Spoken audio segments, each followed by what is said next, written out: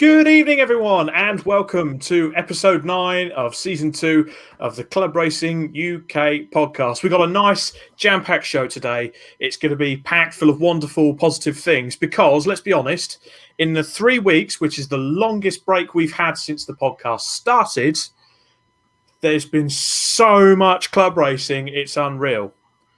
Who needs to win his touring cars? Oh, look at that. Round of applause. It's because we've got an audience. Yeah, it's like we've got an audience. Now, I'll be honest, we did ask so many guests to come on and appreciate what the Club Racer has done, the organising clubs have done. But I suppose Cam will have to do. No, I joke completely. He is probably the most well-travelled club racer in motorsport because he pretty much races his little yellow Honda Civic in anything. Cam Tunio joins us. Good evening, Cam. Hello, everyone. How are you all keeping? Absolutely wonderful. Don't know about yourself. I can see a lovely array of trophies behind you, so that's obviously a good start. There's an eBay job lot. They're all at badminton. Nothing to do with racing. I'll tell you say that is probably the cheapest way to win trophies. That's genius. Why have I never thought about that? I'm going to go on eBay now, just try and win some. Exactly. Buy your racing trophies on eBay.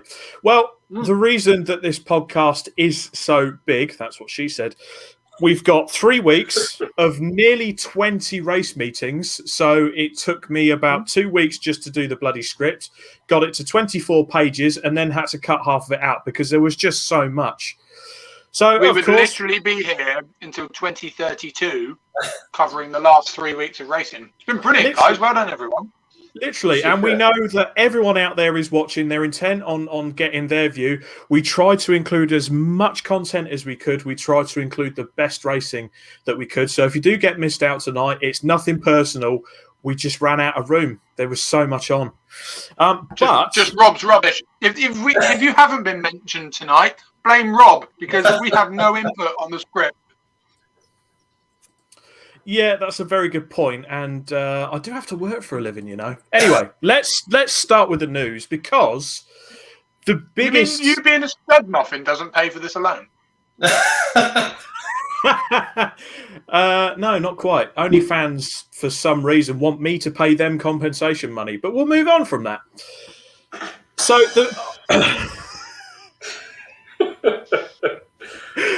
Okay. Long night, everyone. This is going to be a long night. So is this going south quickly?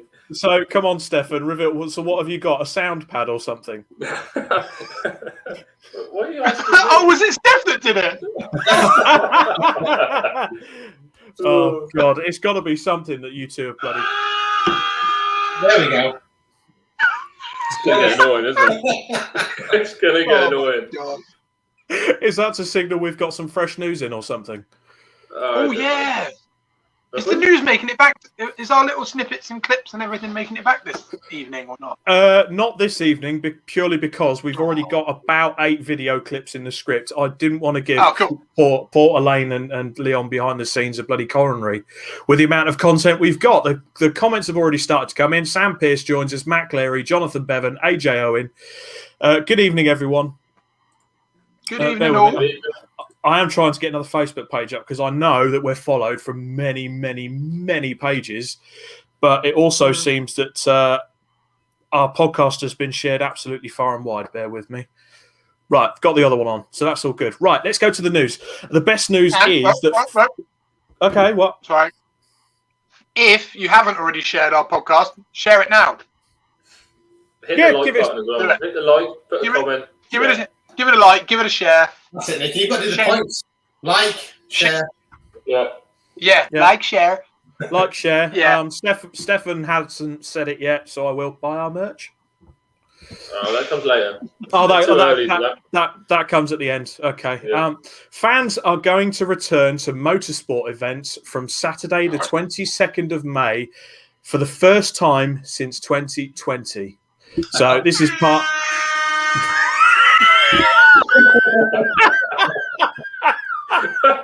Big news. Jesus Christ, you two. Oh my God. Don't blame me in any of this. Never take these two to a bloody gadget shop or anything like that. My God, Yeah. I'm waiting to see what else is going to come up today. But I can't believe we can meet outside in groups of 6, but I can't get into Brands Hatch. I know, mate. I know. Just, And you can go down the pub. You can have your mask off, but as soon as you go into the pub garden, you put your mask on, have a drink, have a bite to eat, and then take your mask off. But anyway. Yeah. Same as everyone. Right, okay. Barring any more sound effects coming in, wait for it. Basically, Saturday, 22nd of May, a specific ban on spectators at all sports events is going to be lifted, which means up to 4,000 visitors welcome per day. Good for the club events. Awesome. I think Castle Combe might struggle a little bit because they attract bigger crowds, let's be honest. And, of course, the British touring cars. I mean, if you guys watched it at Thruxton the other day, just the banks just looked a bit bare, didn't it? Yeah. Definitely. But let's be honest, guys. If we had 2 visitors in, it would be a darn sight better. Just having people back at the track is what we need to. If we start with 4,000, brilliant.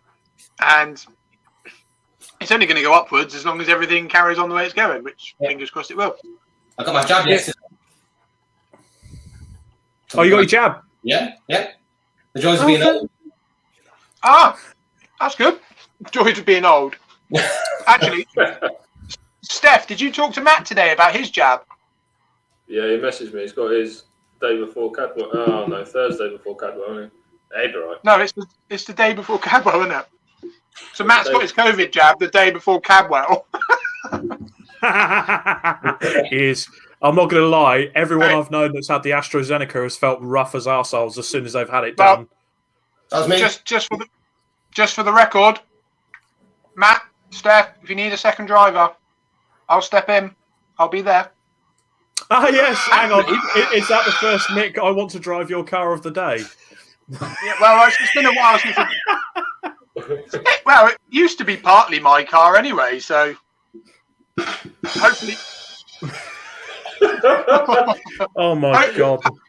Hopefully, Matt Hibbard gets really ill, and I need to drive the car at Cadwell Park.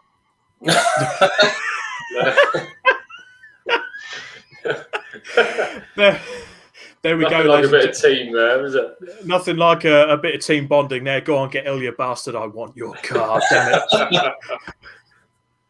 Look, okay, desperate times call for desperate measures. Desperate times go for desperate measures. Well, we're quite busy tonight. The comments are already flying in. So Ben Neil Robinson joined us, Liam Browning joins us, Pescara Productions joins us, and makes a good point. He said you could even go to the Brit Awards before you can go to the track.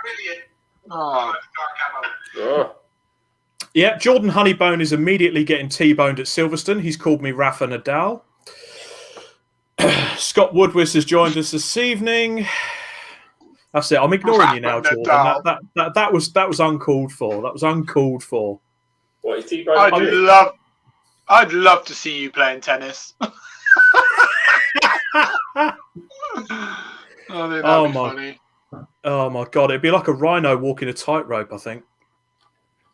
But anyway, okay, last bit of news that I quickly caught from today. Uncle Luke's have launched a Snetterton-based local saloon series with 3 races. They're going to have Snet 200 on the 26th of June, Snet 300 on the 18th and 19th of September, and Snet 300 again on the 2nd and 3rd of October, which I think is the weekend we're there. It is an MSVR weekend.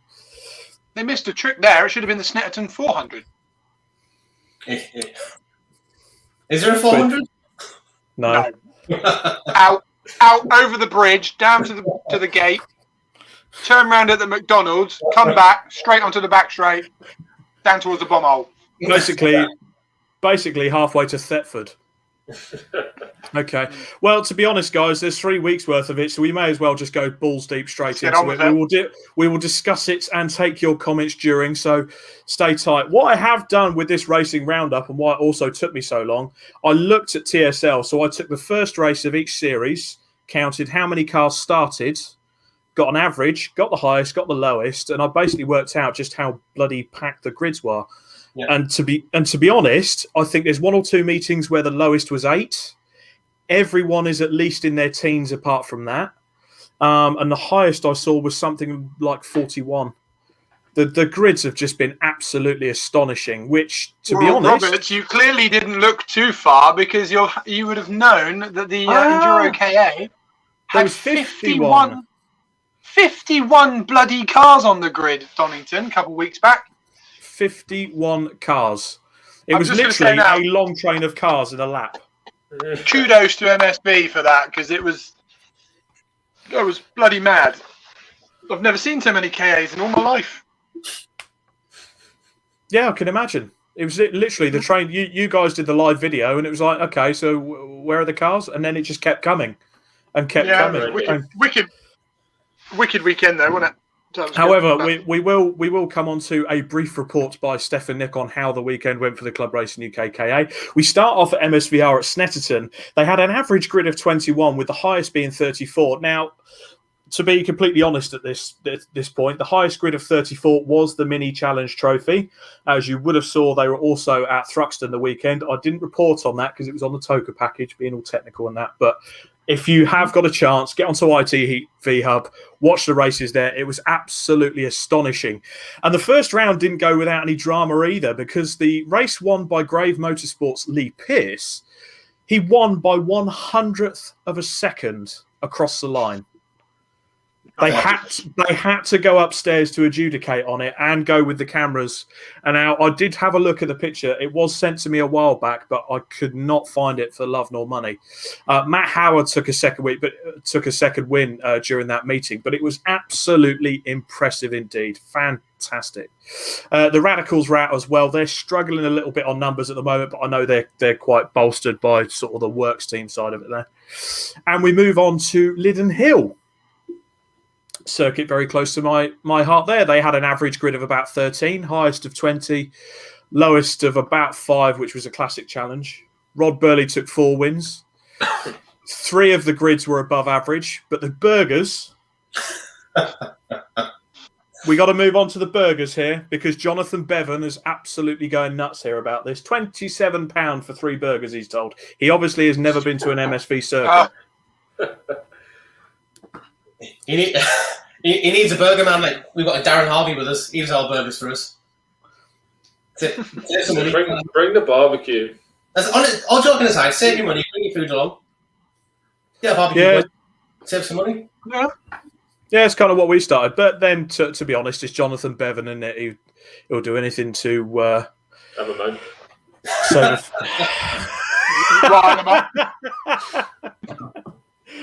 Stefan said it. Stefan said it. I wouldn't say anything like that bad about our Jonathan. He's a loyal listener to the show. He's a very loyal listener. He did win, but I don't want to push him up too far, because all he does is complain about burgers otherwise.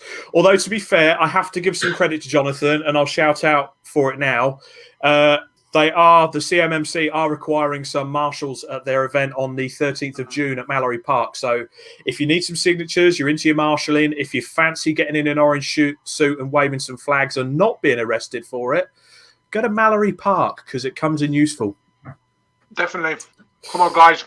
You know our view on the Orange Army. We need them. Yeah, Jonathan Honeybone. I'd be up for it, but I think I'm working that weekend.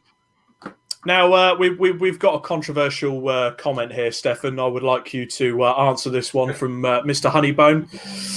T-Bone like Stefan did at Donington. I don't think so. Hang on. We haven't sent the clip in. I think it's worthy of it. As it's being started. You told me, Steph, that you were all the way up the inside and the idiot didn't even see you. That's what you said. Yeah, to that effect. Right, here we go.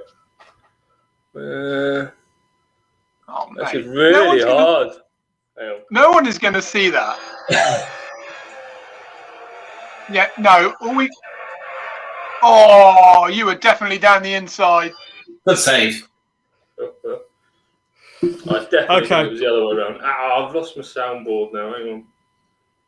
He's lost his soundboard. How big is this thing? Oh no, it's on the iPhone. Okay. Patrick Seal, do you think Rob has odd-sized biceps like Rafa too? I wonder why. I'm not even going to answer that, Patrick. I'm not even going to dignify that with a response. You've got a point, but I'm not going to dignify that with a response. Mario Neofitu. Let's talk about racing and not masturbating. I didn't even mention Oh, the show's going downhill by the second. Chris Pearson, Mario Neofitu joins us as well. Jordan Honeybone also states that £5 a burger is his limit. AJ Owen also states that he wouldn't mind being a quid behind Mr. Bevan. So it's all kicking off tonight. Basically, you two are going to stir up the shit enough. There's going to be riots at the next club racing event we go to. Wow, I'm up for that. Silverstone this weekend, in fact. Yeah. Yeah, well, we are going to probably come to burger prices like? Well, it's Silverstone, mate. They host the British Grand Prix. It's probably a tenner for the lettuce. Yeah. It is probably now, Nick. That's all right, then, Rob. You definitely don't eat the lettuce. No, that's just a waste of fucking time. Absolute waste of time. Could be an extra slice of cheese. An extra slice of cheese? Yeah. Oh, yeah, definitely. You've got to double down on the cheese. Yeah, you got to double down on the cheese. I really feel like this show is going to go on until midnight unless we move this on. It probably is. Well, to be fair, Nick, sat there munching pizza. We've got 2 comments there that making other people order takeout. So you are part of the obesity epidemic out there. Sorry, it's my last slice. It's my last slice. What flavour? We get some commission from Domino's. Gone with barbecue chicken. It's good. Nice. Yeah, good. It's what happens when you work till 6. You don't get in time to eat before your podcast. So sorry, everybody. I'm going to have to eat in front of you. It's about time we did some bloody work. Anyway, the Super Saloons were out with Rob Burley taking 2 wins. It was a smaller grid than usual that you would normally have there. A lot of people choosing to sort of avoid Linden Hill. It's a smaller circuit, not really to people's taste. Were you not interested in it, Cam? We were at Silverstone that weekend, I think. Yes, you were. If it was on the same weekend, so yes, we'll come to that, Cam, because we have got an onboard. Yeah, I mean the Classic and the CM CS, they're doing a brilliant job. So fair play to them. They're working really hard. So I will be out of them later in the season. Fantastic. It was also the first round for the Modified Ford Series. We, of course, had Paul Neville on the show last year. Again, Rob Burley took 2 wins because he hadn't had enough. Sarah Dennis finally got back racing after a few years and won herself Driver of the Day in her little Fiesta XR2i. Wayne Johnson and Dave Hutchins shared the win in tin tops, with Colin Smith and Ray Harris winning the Intermark in a rather entertaining race. And we have got a lovely little video there that was produced by some Formula One media people, no doubt. Ooh. But we've got a little snippet for you here. Oh, this is a bit high.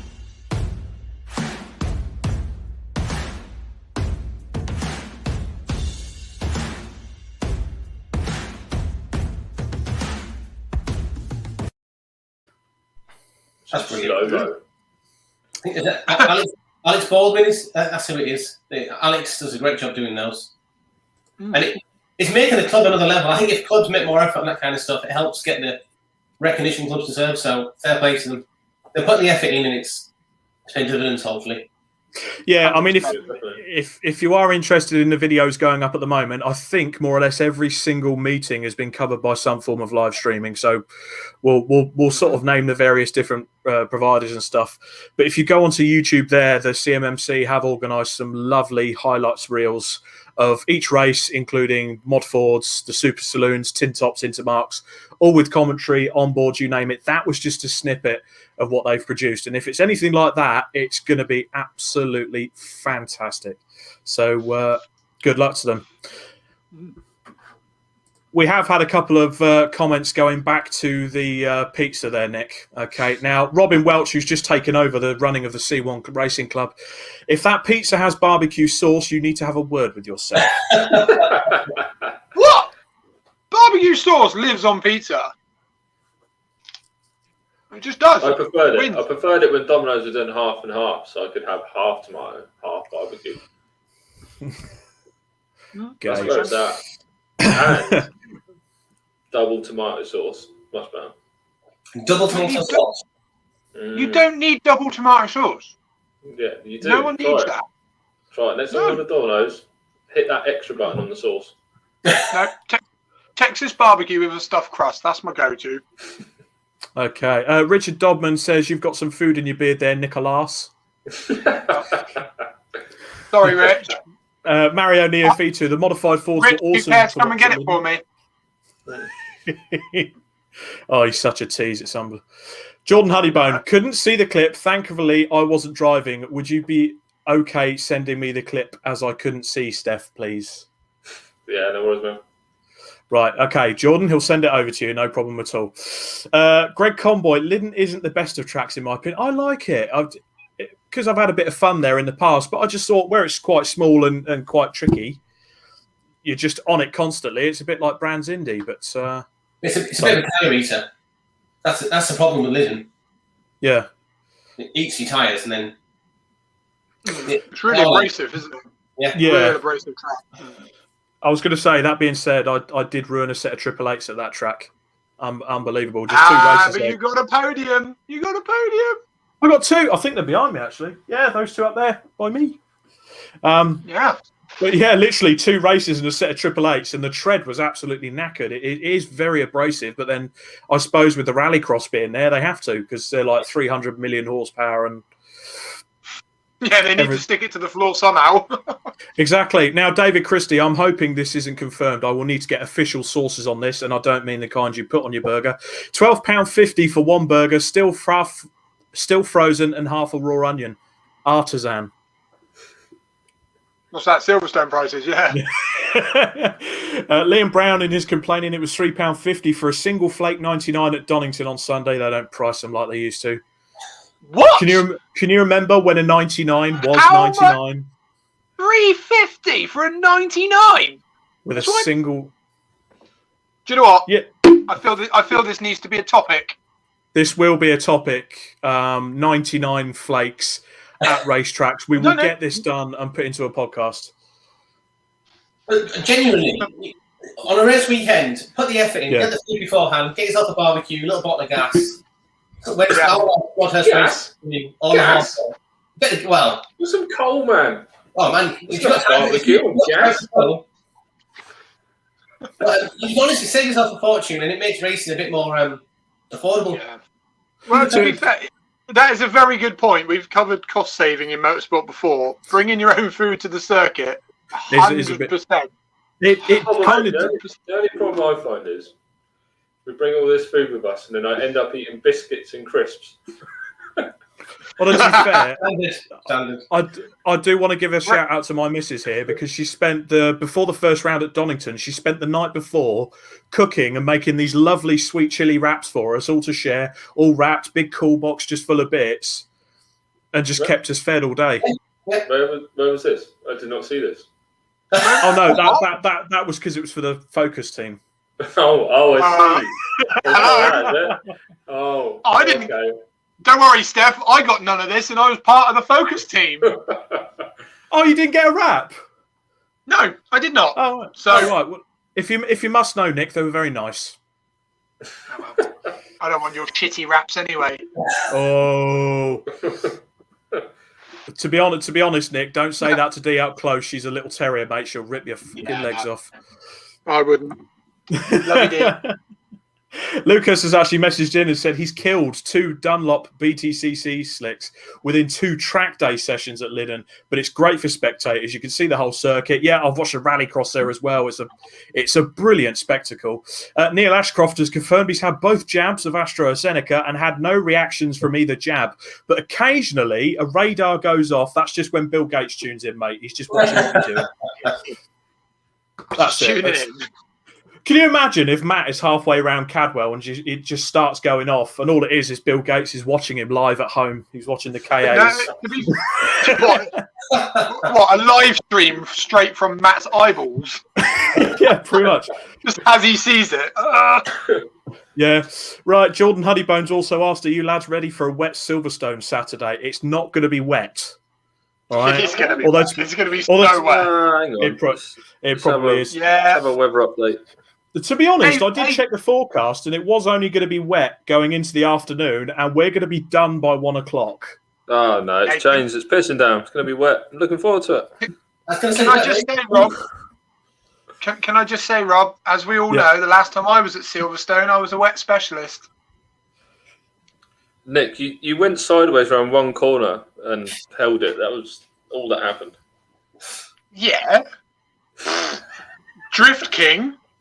Oh, you were the wet specialist before. Okay. Okay. Anyway, Jonathan Bevan, he's going to do a spreadsheet with the food prices. John, you crack on, mate. Absolutely crack on. I've got enough shit to do. You have too much time on your hands if you feel you need to do a spreadsheet on the food around circuits in the UK. But if you do, we will feature it in our next show. Yeah, exactly. We'll talk about it for an hour and a half. Yeah, I don't think we need to bring him on and talk about it. Greg Conboy, he's got a £100 bet on Cam coming P1 at Brands next week. We'll give it a go. We'll try.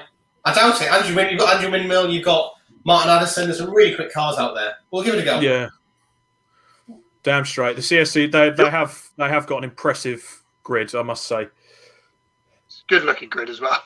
It's a very good-looking grid. Right, let's move on to Bark at Cadwell Park. We've got our first image of the day, and let's be honest, curb your loins, people. That's all I'm saying, because I'll bring up the Hyundai Coupe Cup first, and we've got Alistair Kersley, and Alistair Dendy got the first win for the Gen 3 car. There he is. He's very happy. Laid across the bonnet. He's got soundboard. Oh, look at that! Applause. You know what, right? I've got to say this now. Obviously, I've said it countless times in the show, and hopefully one day it'll amount to something. But I love the Hyundai Coupe Cup. I really do, and I'm so happy to see the Gen 3 is now up there with the other Gen 1s and 2s. Like, it's now all gelling together. Are they roughly equal speed-wise? I can't really talk technically wise. I know the Gen 3 is a hell of a lot heavier, and I know it took a lot of time to get it where it is. And John Winter and his team to get it there, and everybody else who's been helping out. It's obviously securing the future of their championship. But to have all 3 generations of Hyundai Coupe battling it out, top effort from them, really. So I still need to go in one though, guys. Come on, sort me out, please. Well, we have been trying. COVID did kill the first attempt, didn't it, Nick? But funnily enough, literally 2 days before I was about to race it, that COVID just killed everything. Honestly, forget what people dying. Nick didn't get out in a Hyundai Coupe. Yeah, not happy. First world problems. That's important things in life. Okay, the 2 CVs were out. I know where I was when I got the news as well. Oh God, it's like, what is it, like 9/11 and JFK's assassination? I knew where I was, where I couldn't get into a Hyundai Coupe. Oh God! Right, I was sat on the lift of our new roller coaster, and I got the email going cancelled. I nearly cried. Oh God, so let's move on and focus on some racing before Nick has a very slow deterioration into depression. Pete Sparrow won the double in the 2 CVs. Mate. I'm there already. Oh, Nick, God bless you. This is straight vodka in here. Yeah, we got a picture of Pete Sparrow and the 2 CVs that were out at Alton Park. We know we've got a few listeners that do race in the 2 CVs, the Proietti family. There we go. Hey, look at it. There it is. You know what? Those guys deserve a medal. I've seen those guys pedal around Brands Hatch, and that is fair play to them. It's good fun. It is really good fun, considering you got a contact patch of about that. In case nobody knew it, Rob has rolled a 2 CV. I'm pretty sure no one has ever heard the story before. But that was supposed to be a yawn, but I think someone got a bit excited. Oh, right, an excited yawn. Max 5 was out as well. One of the exceptions for our bumper sort of episode. Max 5 is still struggling for numbers. They had a high of 9 out. Paul Rudderson got the pair of wins in the MX5 Mark 4. Yeah, they've only got 9 in Max 5, and I think half of them were RX8s. Over diluted, isn't it? That's the problem. That's the thing. You've had the 750 Motor Club. They were at Castle Combe. We'll report on them later. They had over 40, and it got a bit chaotic. BRSCC have got about 2.5 million that turn up to a meeting, and they have different coloured sort of meetings. It's all getting a bit diluted in certain areas, but I think it kind of depends where people prefer, I guess. Ian Slark and Nevin Kirkpatrick fielded the wins in the Mighty Minis, which has returned to reasonable numbers as well. So that was a one-day meeting at Cadwell Park over and done with. Some very good racing there. The highlight of that weekend for me, though, as demonstrated on the live stream, was the Bark meeting at Silverstone International, covering the Brit Car Insurance and the British TCR Championship. Cam, you might have had something to do with this meeting. Yeah, I was out with the guys at Scotthurst Racing. We were all out. We got 2 cars out. It was brilliant. We were a 1.6 and a 1.8, so we had the smallest engines. We're up against Jags, Alfa Romeo 3 litre. It's proper touring car stuff. The classic, the Mini versus the big Ford Galaxies. It felt the same for me. Yeah. And I mean, those Jags, unreal. I want to have a go on one of those. Have you seen them? The XJS 4000. Yeah. Yeah, well, you mentioned about the Ford Galaxy and the Minis and everything. We've got a lovely picture here from the pre-66s that were out. Hopefully. There we go. Look at that. Beautiful cars. Absolutely stunning cars. Especially that Ford Galaxy. Proper touring cars. Classic touring cars. Yeah. Oh, yeah. Pre-66 classic touring cars, to be precise. Peter Smith and Ollie Attard battled hard in both races. Funnily enough, they're not actually in the picture because they were both in Lotus Cortinas. I know for a fact, looking at the result sheets, they both finished within a second of each other. Not bad for a car that was built over 50 years ago, eh? No. Now, one thing that they noticed in Northamptonshire as well was the amount of post office robberies that suddenly went through the roof. Of course, it meant the pre-83s were out, and more importantly, the Jags were out. In case people don't realise, we did go through this last year, so if you drive a Jag, you are immediately a villain. So what you do is you go out, you do your post office robbery, you rob a print, get stuff done, get in your Jag, go to the circuit, win a few races, punch someone in the face, and then drive home. It's true.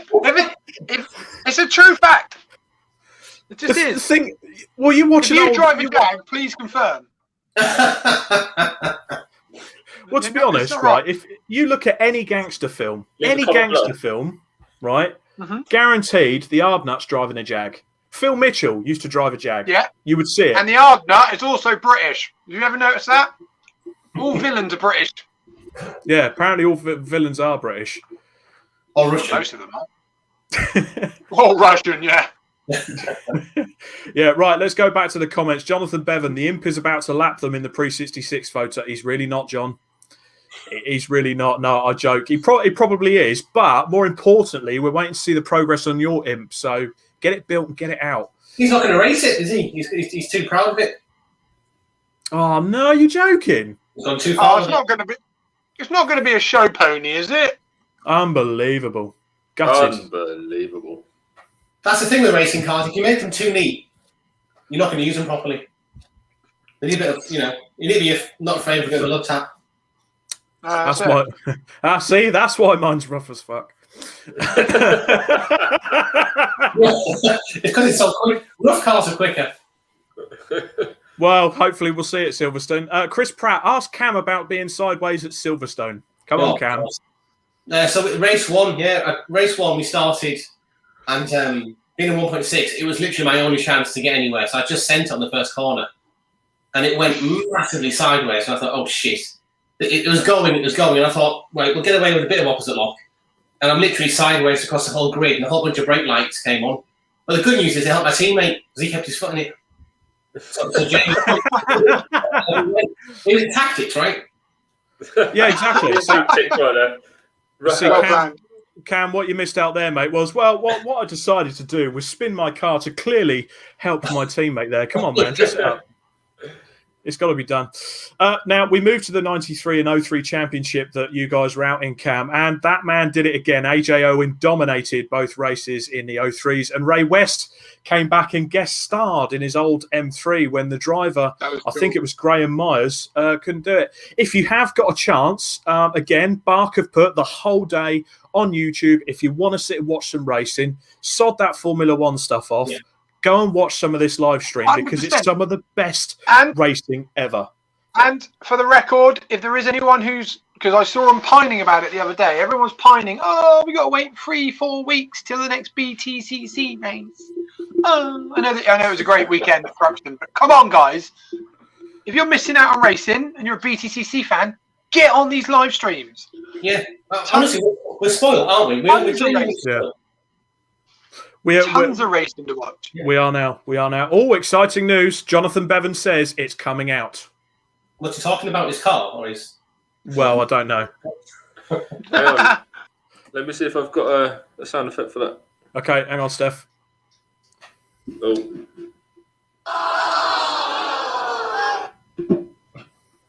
What was that? What was that?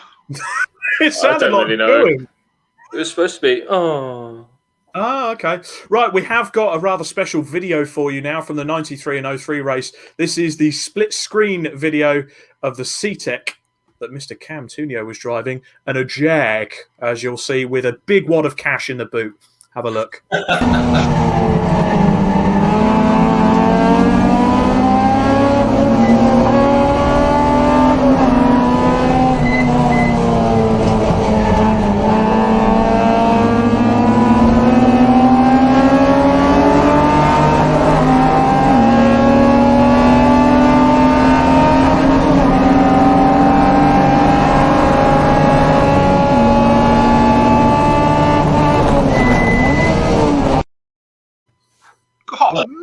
Keeping them honest.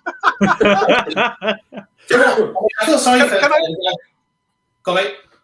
Can I just say though, that is awesome to have the roaring V8 or V12 sound of the Jag, and then the Honda just absolutely screaming its nuts off. That was cool.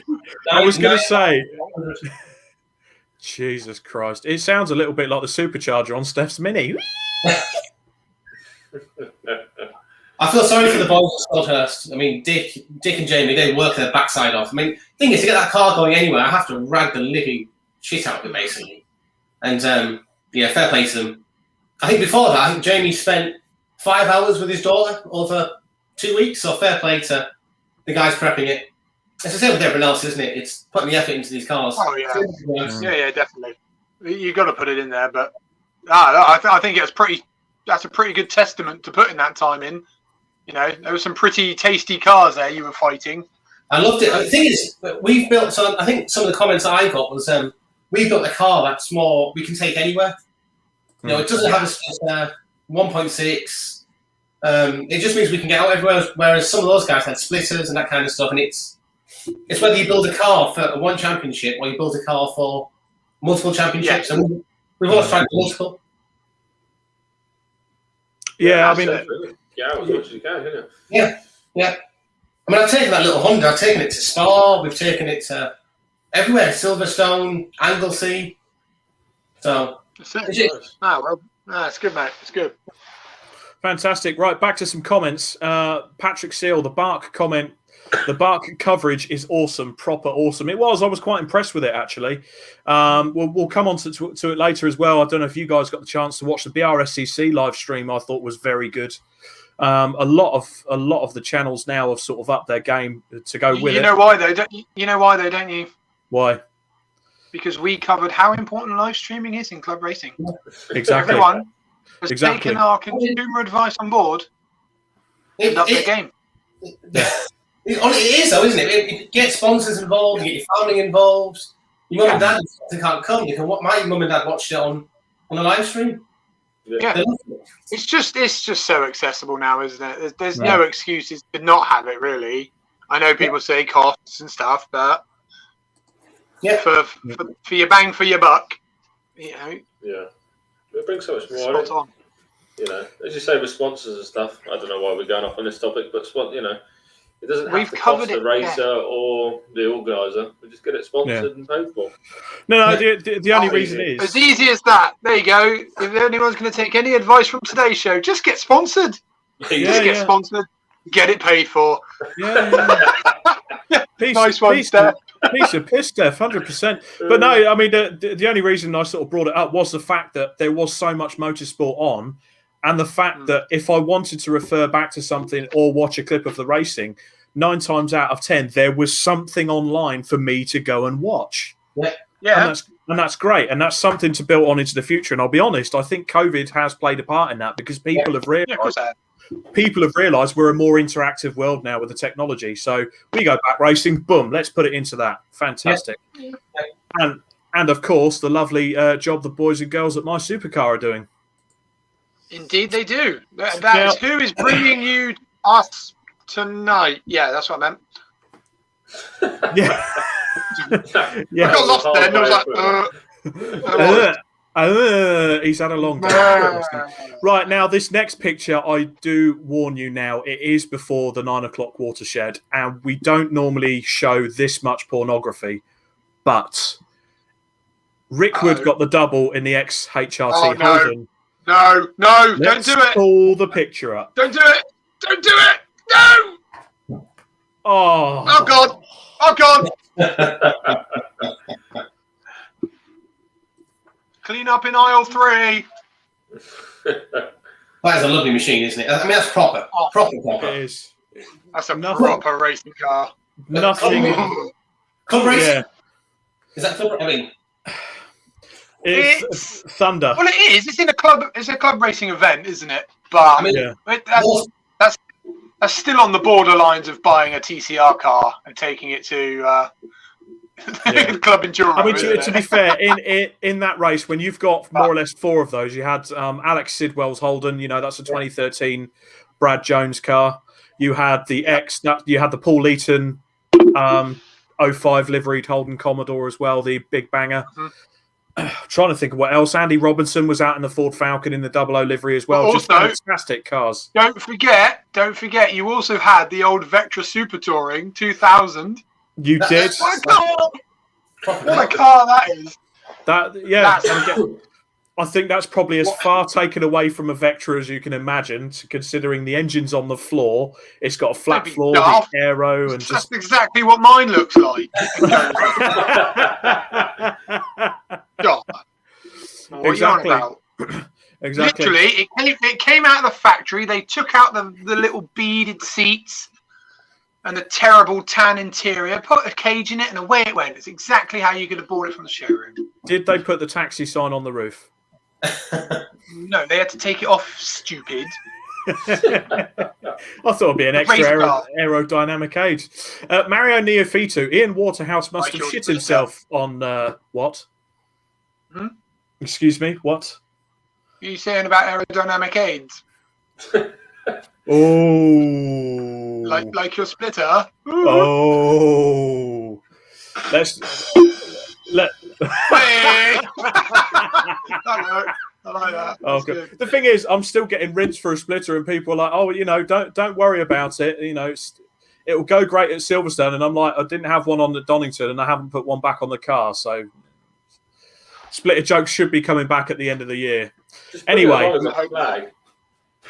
Yeah, why not? Mario Neophytu, Ian Waterhouse must have absolutely cacked his pants on Saturday at Snetterton just to get some coverage. Now, I didn't put it in tonight's feature because it was part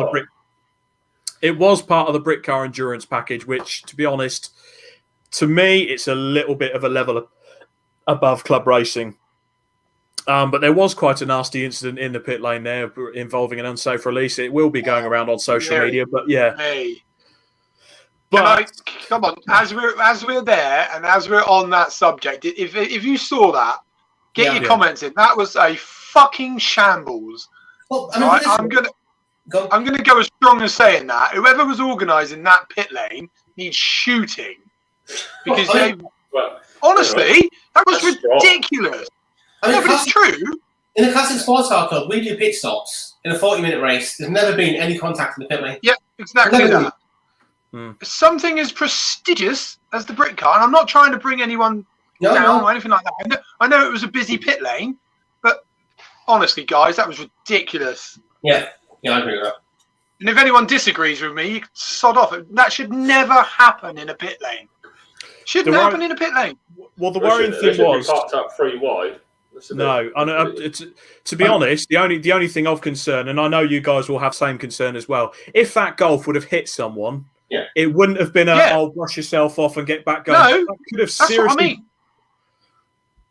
That is what I think. That is why I feel so strongly about it. Is the fact that you were so lucky that someone didn't get seriously hurt. Then they should have planned ahead and parked at angle, shouldn't they? They shouldn't have parked them like that. They should have 45 degree angle. Simple as that. Pushback. We do it. Yeah. We have to do it with Ford KAs. Yeah, it's the same with a lot. Pascara actually said apparently Bark are trying to remove the footage of it from YouTube anyway. Maybe it was a bit of an embarrassing moment for them. Freedom of speech. Well, exactly. The problem is with the way social media is anyway.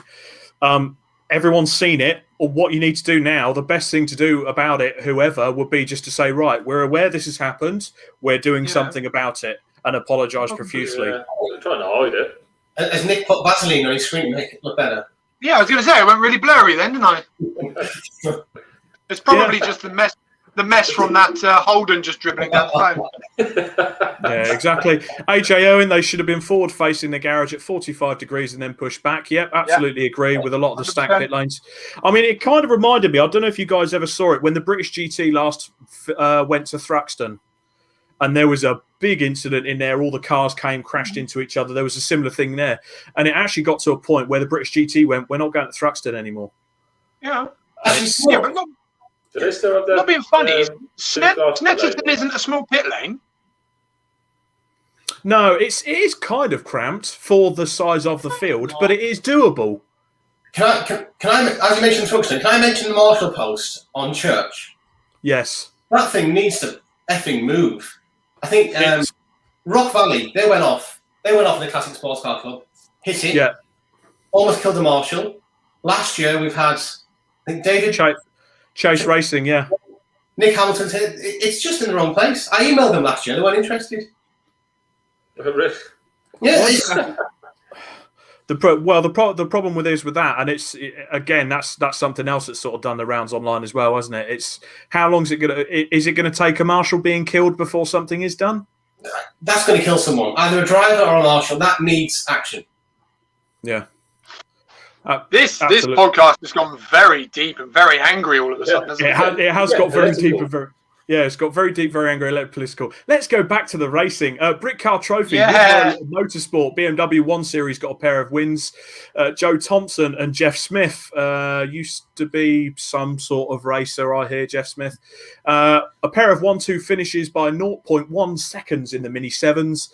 Endaf Owens and Nick Padmore shared the spoils in the Mini Miglias. Again, Bark, live stream, watch the Mini Miglias, because I can tell you, it's probably better than the bloody Porsche Caymans were at the weekend, and they're on the Toka package. Yeah, and I believe the Miglias are going to be back on the package this year as well. I think. Andy Jordan as well? Is that what he does? Yep. We're coming to that later, Cam, because he did get quite successful with that. He did get quite successful. Oh, cough out, Steph. Yeah, you're right there, Steph. Go on, beat your chest, mate. It's all good. Fantastic. Right. Now, while the international meeting was going on with Bark, the 750 Motor Club decided we're going to have a bit of that. And they went on the national course. The best bit about Silverstone, 2 meetings going on at the same time. The grid average here was 24 cars, the highest being 37. The lowest being 12, which was some of the specialist formula stuff. 6 of those grids were above average. So 6 of those grids were above 24. That's impressive. And everyone was concerned that club racing was going to suffer throughout COVID. There we go. Well, Niall Bradley bagged a pair from Brad Sheehan in the BMW CCR. And if you want to see a good-looking grid, Nick's about to explode. Have a look at this. Okay. Uh-oh. There we go. Oh, crikey. Well done to the Bradleys. They've got some effort into those cars, haven't they? They've got a couple of them, haven't they? A couple of brothers. Yeah, I mean, working on it. To be honest, it's only because he's on our little sort of WhatsApp group, Graeme Crowhurst. He was in that field last year, but sadly, as what a lot of people would know, his car was actually destroyed in a fire over the winter. It was gutting not see him out there, because you would have known with Graeme, he'd have been at the front of that field fighting with them for the win. So hopefully he gets out soon, hopefully in another M3, because if you ever watched him race, he's bloody awesome in it when you can see the car. Yeah, you can't. It's only a couple of red wheels just driving around, isn't it? Well, yeah, that's the problem. He sends us pictures, and it's like, well, where's the frigging car then? Right, let's go back to some comments as well. Sorry, I'm trying not to rush. Oh yeah, it's got explain that for the people that don't know. It's got a really nice it used to have a really nice camouflage livery. All done at home, and it was a brilliant, well presented car. It's got a camouflage livery now, along with the other many cars that were in the place that went up in flames. Let's move it on from that. Mario Neophytu, they changed it for us on Sunday by having different pit windows for different classes. No problem. So that's obviously a reaction. Brickcar the SVG boys would have been out with Brickcar Trophy, so that's good. They fixed the issue. Absolutely fine. Own your mistakes. It's the way I see it. We all make fuck ups. Own them. Just say, okay, put it out there. We made a mistake, but we're doing something about it. Yeah. Pescara Productions. I won't go into anything about motorsport promoters banning footage. Been on the receiving of that already. Stop sending them nudes then. Taylor Norton. Have just seen the video. That was really bad in the pit lane. Sam Pearce. Not the first time a pit lane incident has happened, and it won't be the last, especially in multi-class endurance. Not saying it makes it okay, but still. Yeah, he's got a good point there, but it's a controlled area though, isn't it? Of course, you're mixing people with cars. It's going to happen, but it was just the scale that it happened on. I think was just where it went wrong. But then what can you do? To a certain degree, you can't close a pit lane. If there's only space for 30 cars, and then they've got 60 cars out there in their defence. A bit of bad management, but what can you do sometimes? What was it? I'm assuming it was a safety car that everybody just reacted to. So the safety car was out, but they had the safety car out, and they went for a lap or so. But then the pit lane window opened. They have a window, so that opened. Everyone was straight in, bar 2 cars. So you're looking for trouble. So back to Silverstone quickly. The Type R Trophy. Did any of you guys get a chance to have a look at that? No, if you do get a chance, go out and have a look. There was a fantastic scrap in both races between Adam Shepherd and Lee Deegan in both races. It was a winner piece for both of them. The grids were up to 30. So once again, the Civic EP3 proving it is the choice of car. Nick's favourite car. Everyone's favourite car. Everyone loves a Honda Civic, don't they, Cam? I love a Honda Civic. I'll have to change it on the back to either Nick Holmes loves golf or Nick Holmes loves Hondas. Look, I'm willing to give one a try if anyone wants to let me have a go. See if it can change my...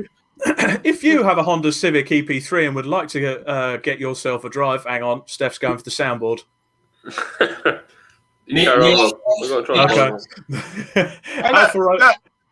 I will try anything. The Snodhurst Racing, he's got one. But he's an animal. Nick loves taming animals. Don't worry about that. Yeah, Barry McMahon at the double with the Alfa Romeos. Now, the race I was looking forward to, quite obviously, was the Road Sports, because it's a similar specification to what we're doing at the weekend with the Track Day Championship on the same circuit. So I tuned in on Alpha Live, and unfortunately, it was chaos at turn 2 at the start. Let's play the video. Sports cars and saloons as well. Quite a few BMWs, including from the front row of the grid, as they head down towards. That's a bit of touch there. There's a spin as well as a result of that. It was David Sheed that initially made contact with another driver, but several have been caught up in that, including the 77 car. That's Finn Jones in the Golf 25. Darren Ball, one of the favourites, and the 133 car as well, also involved there, Andy. And that's the Eager. Oh dear. That's a busy grid. That's a very busy grid. There was a few people a bit late on the brakes there. I think they had Andy Neat syndrome. Which idiot said that? Andy Neat syndrome. No. See, Rob, you're wrong there, because that isn't Andy Neat syndrome. Hold on. Let me finish what I'm saying, Steph. Sorry, Nick. That isn't Andy Neat syndrome, because at least those guys made an attempt to actually press their brake pedal. Right, let's move on before we're threatened and sued. Bring it on! The guy's a clown! Mechanical What failure. happened? Did he get a penalty for it or not? He got a £2,000 fine. Tim, he got a £2,000 fine and points on it. But the best bit for me was on Twitter, Tim Harvey Did they miss called a him zero out. off? Well, it's not as if he can't Honestly, afford it. But the best bit was... There's one thing that's brilliant that's come from it, is the BTCC meme page has gone mental. It's been relentless, and it's so good. It's been so fantastic. Good. I mean, the highlight for me that just said it all was the fact that Tim Harvey, who commentates and is an ambassador for the series and former champion, he retweeted the clerk of the course's report into it, and then was like, have a look at this. And the amount of people that are liking it, just saying he's got a £2,000 fine, it's like, yeah, you're not very popular, mate. I get that there's be kind and everything like that, but don't act, at least, like, own your mistakes. Just say, look, I'm sorry, I fucked up, I hit the clutch instead of the brake. Yeah, but that's the thing. I think that was the point that Tim was also trying to make, wasn't it? He was so quick to jump on, it was a mechanical failure, blaming, or the team, instigating that the people that prepped the car, etc., were at fault. When it wasn't. It was the bloody idiot behind the wheel again. Have you guys got the lawyers? Because it's coming, isn't it, with Nick's rant? Yeah. Pescara actually says, it's bad when the guy who raced in that BTCC finale thinks you're driving like a tool. To be fair, Harvey wasn't the one that hit Cleland. It was Soper, but still. Jonathan Bevan, Adam Shepherd is class in any car, highly rated. AJ Owen, brake for... Yeah, we get that, yeah. Going back. Oh, no, that's all the comments, don't worry. Neil Ashcroft, Cam is sideways at every corner. Ask him if he actually remembers a corner he just went round. That's boring, isn't it? If it doesn't look good, don't do it. That's my philosophy. Lap times are boring.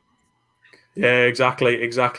Now we have got an ambassador alert about this later, but the MX-5 engine Mazdas are out. Danny Andrew with the double, a growing series by the round, a lot bigger grids than last year. It's growing. It's certainly going to be the one to take over low cost when it starts to die down due to the engine situation there. A Peugeot 205 double in the classic stock hatch with Stuart Place as well. That was another good race to watch.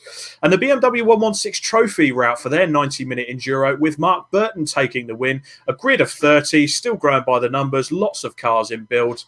Fantastic. And it's actually one of the series that Nick was allowed to have a go in last year as well. Yeah, see, they're nice to me. We like the 116 Trophy. I saw all the Snetterton and it was sideways everywhere. In the way. Yeah. Oh, no. Yeah, exactly. Right, we move on to MSVR Donington, and I can see Stefan Nick's ears prick up because the average grid there was 19. The highest was 51, and we could know exactly what that race was.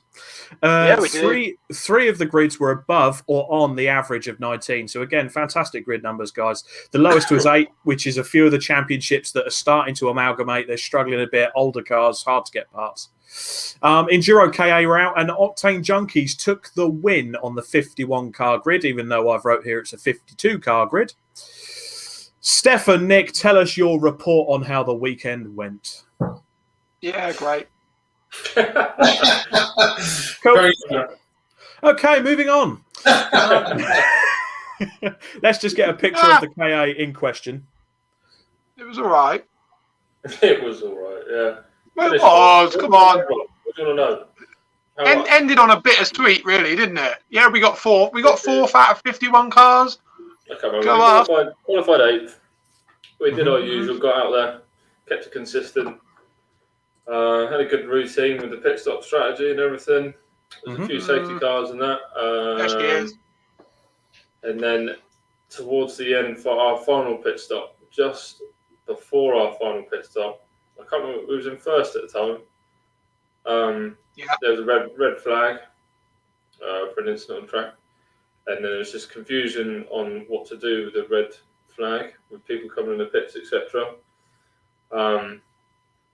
and then they went out, and then we were told by select people, I believe half the grid was told that because they did a safety car restart, 2-lap safety car restart. I think half the grid was told you can't pit under the safety car, you have to wait until the race has restarted on green flag, and the other half were told you can. So at the time we was in first, the 2 cars behind us that we were racing pit under the safety car. So that meant we then had to pit out the safety car. What we was going to do is change the front left tyre, refuel. I was going to jump in, take it to the end. But because we were out of the safety car, we didn't have enough time. We had to do a lot faster pit stop than we wanted to do to try and not lose Try as and much make up the time. So we didn't change. We rolled the dice, didn't change the tyre. I don't know when we went back out. I think it was in second. Can't remember when we went back out. Yeah. And then Because the 2 IP cars were behind us, weren't they? Yeah. About an hour in, the tyre delaminated pretty much. I had no grip left. It was making all kinds of noises. I wasn't sure because it was the first time I'd been out on that tyre and taken it that far. So it sounded to me inside of the wheel bearing or something, but it was actually just a tyre disintegrating. It was just a tyre flapping around. Fat. I was went into look after it mode and get it home. Which then we gave up positions and finished 4th. So ultimately, out of still good. Cars, still good result. First race back in it this year, 4th, good result. But it's just that red flag instance kind of things could have been different. Things could have been different. 4th out of 51 is pretty impressive. Oh yeah, that's what I mean. It was a bit bittersweet because we know we should have been. We should be overexcited about it, but I think we got a bit too high hopes on where we was going to finish. And the one that could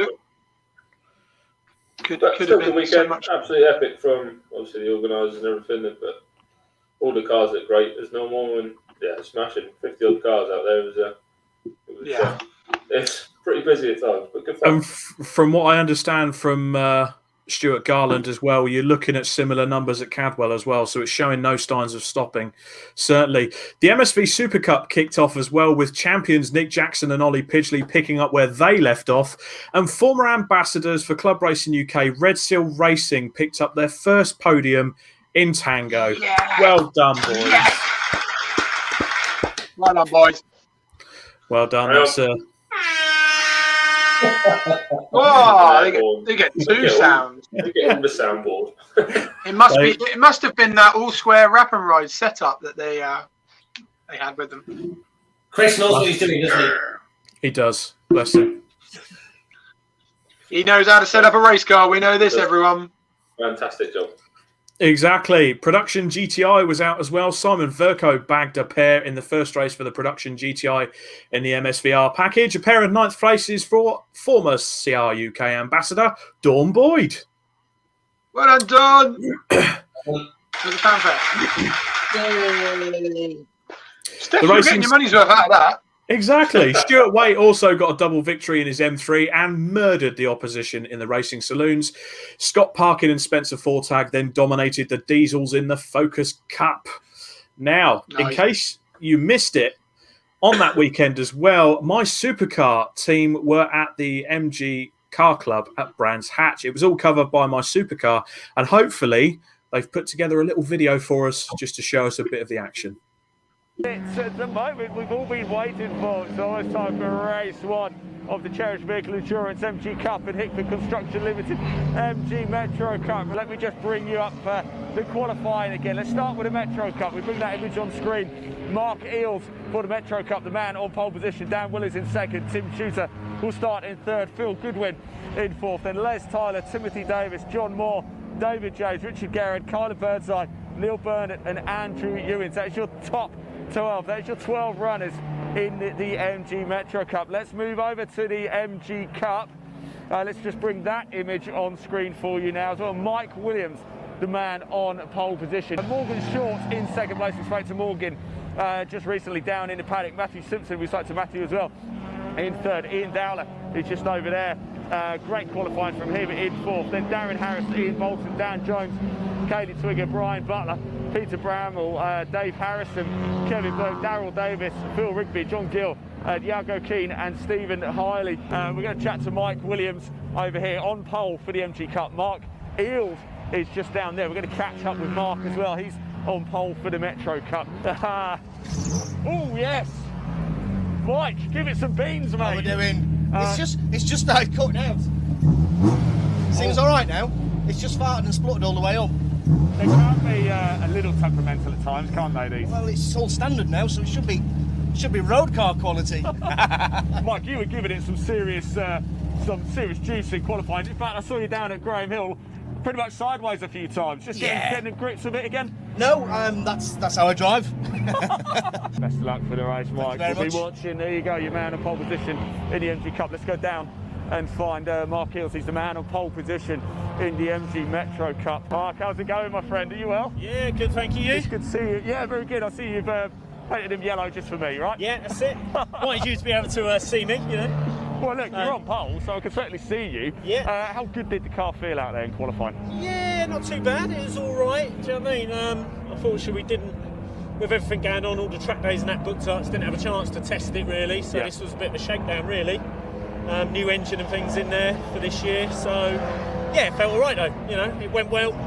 You know, we've got pole, which is good. You know, we were aiming for 58s, I think, but we're sort of 59.1, so it's there or thereabouts. Top man. Thanks, Mark. Best of luck with it. The engines are revving, the engines are roaring, and it's time for the MG Cup, the MG Metro Cup, and it's lights out, and off we go. Mike Williams has got a really bad start. What a start by Matthew Simpson in the MG Cup. He's had an absolute stormer, and it's Simpson who takes the lead. Williams is your MG Cup race winner. Simpson in second, Short in third, Dowler in fourth, and your Class B winner.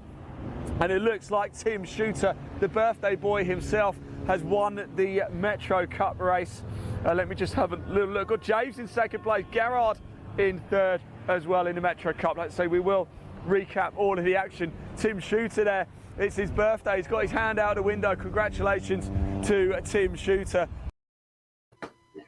There we go. So a snippet of the MG Car Club meeting. Can I just say something? Yes. You know what we mentioned previous to commentary and stuff like that on live stream? Yes. When Ian gets excited, can you beat him? No. He's like a proper child when it comes to like commentating. I love it.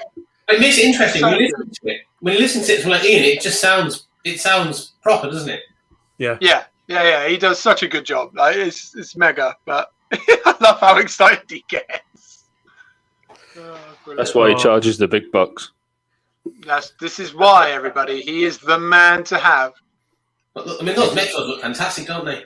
They look like a proper hoot. They do. That does look like a good laugh. Proper quality little retro motors. Right, now a fan favourite returned to Mallory Park as part of their BARC weekend as well. They had an average grid size of about 21. All four of them were either within a few places of the average. So good, healthy grids there. So, of course, this is the Maybank holiday.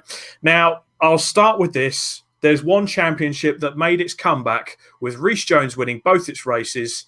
The pickups were back. Let's play the video. Yeah.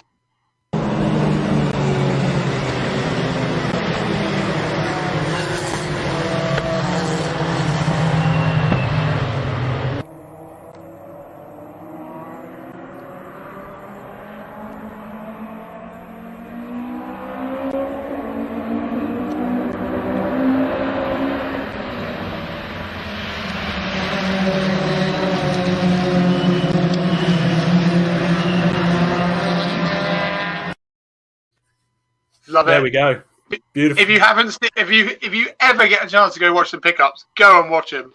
They are So great fun to watch. Dale Gent was in the wars and unfortunately got himself some battle scars. Excuse me. The Northern and Classic Formula Fords are out as well, with Joey Foster bagging a double in frenetic Formula Ford action. And Steve McDermott picked up 3 wins to clean up in the MG Owners Club. I think we got a picture of that here, actually. Somewhere? Is there a picture anywhere? Can I just, on the pickups, we're helping Dan go. Fisher. There we go. Nice bit to kit. On the pickups, we're helping Dan Fisher with the Slaughterhouse, and it's good fun to watch him because he's going from an EP3 to a pickup, and watching him change his driving style is just brilliant. How's he developed a southern accent? Well, he's from Bognor Regis, so he's fairly southern. Is he wearing a check shirt? Is he wearing a check shirt with some moonshine? And he's got an axe on his arm. He's a total lumberjack. So. And has a sudden attraction to his sister. Oh, for God's sake. I wasn't going to go there, Nick, but you just dived right in. Right. Finally, for that meeting, the Northern Saloons and Sports Cars, John beat Paul Wolfett to win twice. No sign of George or Ringo, though. That was easy for you to say. Oh, mate, I'm struggling now. It's past 9 o'clock. Vicky Pratt. Now, Vicky, we need some insight into this. Chris knows how to set up a car, but DIY, not so much. Chris, what have you been doing? What's fallen down? Was it funny? What have you done? Oh, dear. Right. Now. Oh, Patrick Steele. Changing driving styles. What is this thing you speak of? What is that from the EP3 to the rear-wheel drive monster pickup truck from Dan Fisher? Yeah, I mean, chatting to Dan, it's just a different world, isn't it? We're all used to. Well, I'm used to front-wheel drive and how you drive it, and you turn in, and use your diff. When Dan was talking about just adjusting the rear-wheel drive, it's just interesting to see how he gets on. And he's got front tires for. Is it Reese, the guy at the front? Yeah. It's just interesting to see. It's just a different world. It's almost as if he said to me, he's just starting again. And it's sequential. Yeah. Oh, beautiful. Plus, with a pickup, when you obviously come off the line, you go, yeah, and then crack on. Southern style. Just do a massive jump. Yeah. Dukes of Hazzard style. Them Duke boys are at it again. Chris Pratt, it's what I don't do more like. Oh, dear. Oh, come on, Chris. You don't need relationship issues on the podcast, I'm afraid. Ladies and gentlemen, Chris we've Pratt covered is everything in else tonight. The doghouse. Chris Pratt is in the doghouse, ladies and gentlemen. Get outside and work on a car then, Chris. Yeah. Sam Pierce said he's using... Sam Pierce has got a good point there. He's using a string line kit on the skirting boards. Well... We know his skirting boards will be bloody fast and well set up. Yeah, why is there 2 degrees of camber on the skirting boards, Chris? For fuck's sake. Makes it faster. Right, MSVR have had, during this episode, MSVR have had 2 lucky meetings on the Brands Hatch Grand Prix circuit. The average grid was 35. Average. Wow. Porsche Club Championship, we've got a picture of the grid here. Simon Clark came and bagged both wins. Look at that. I'm a sucker for a Porsche. That's a good looking grid. The Toyota 7 Series had 2 sets of races for the 1600 and 420R. David Yates and Jay McCormick shared the spoils on a massive Caterham grid. That was 40-odd cars. And the 420R had similar number with Ian Payne claiming 2 wins. The top 6 was covered by 1 second in both races. Wow. Phenomenal. It's impressive, isn't it? When you look at cars that aren't built the same, they're that close. It's not like where you're all the same. These are different cars. Yeah. Absolute different level.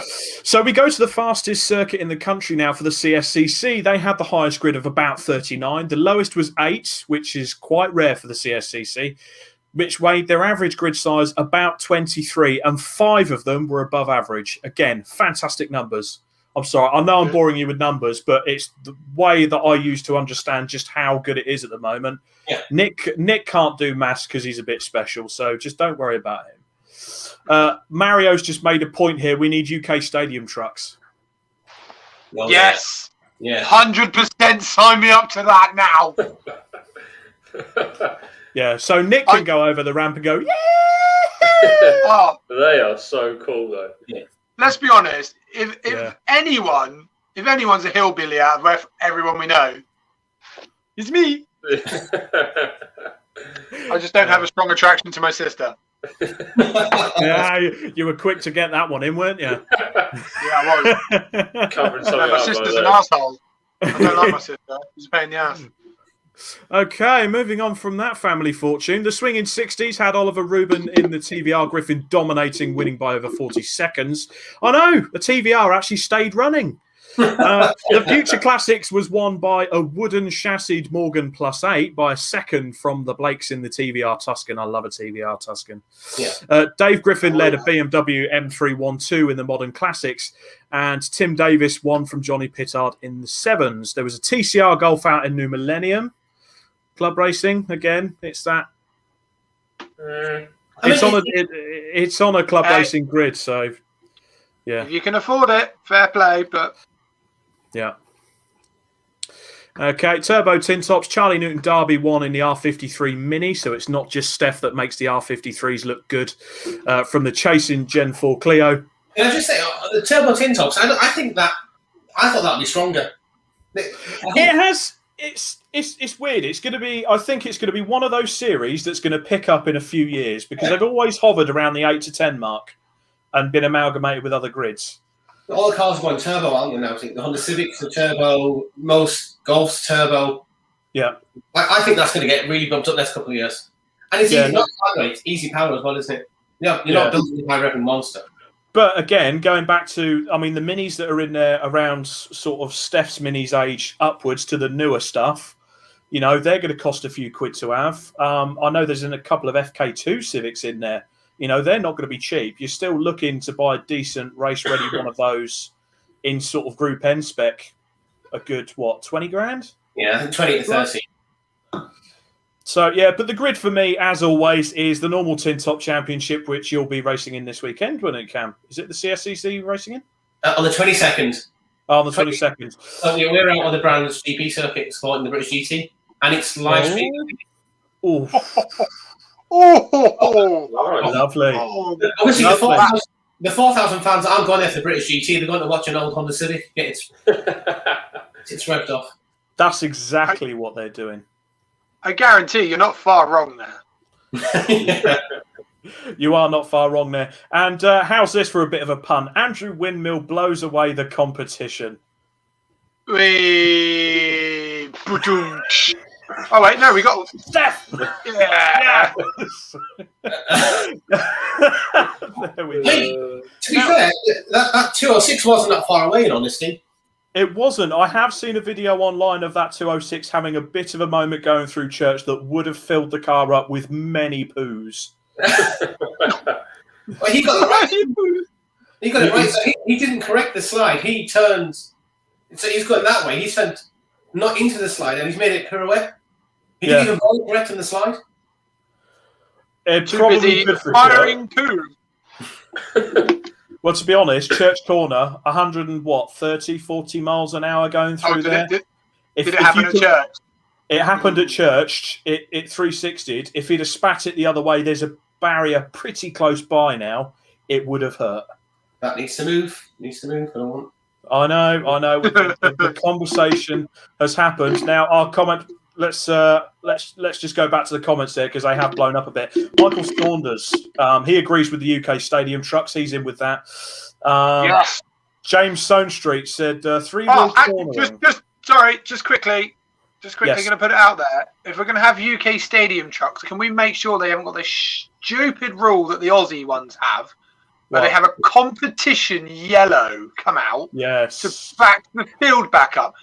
Whoever's punting that as a idea, piss off somewhere else, will you? That's a stupid idea. I know. Let's have a race. Let everybody spread out, and then bring a yellow flag to bring the grid back in. What is that? What is it? Is that just a random yellow? Is it a bunch of the back? Yeah. So, for some reason, it's in the Aussie. In the Aussie stadium truck, to get to a certain point of the race, and they bring a yellow flag out to bring the grid back together. Yeah, that's all right. That's all right. Pissed off. Yeah, it's a bit peculiar. Now, Matt Clary, I know you keep hinting at this. I'm sure we are working on something. Okay, I can never remember what racing is on and what tracks they're at. We need an app to tell us that. Yeah.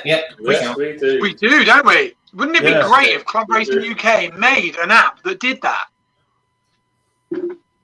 I think that's in the pipe works, isn't it, gents? It is something we're working on. Something we're working on with many projects. If anybody knows an app, if anybody knows a decent app developer, please get in touch because it's something we definitely need to get on and do. Okay, Chris Pearson has commented tonight. I assume this is probably in reply to the sister comment with the pickup trucks. I'll just leave this comment here. Like alcohol-free beer, it tastes the same, but it's just not right. Moving on.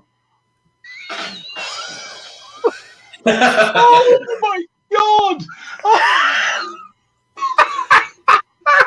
That's amazing! Right, before we get taken off by Ofcom, let's get on with some other comments while Nick sorts himself out. Okay. It's all good. I can never remember what... Okay, so he said that. Sorry, I've lost my shit now as well. That's... Is it AJ Owens making his CSCC debut at Donny? End of May.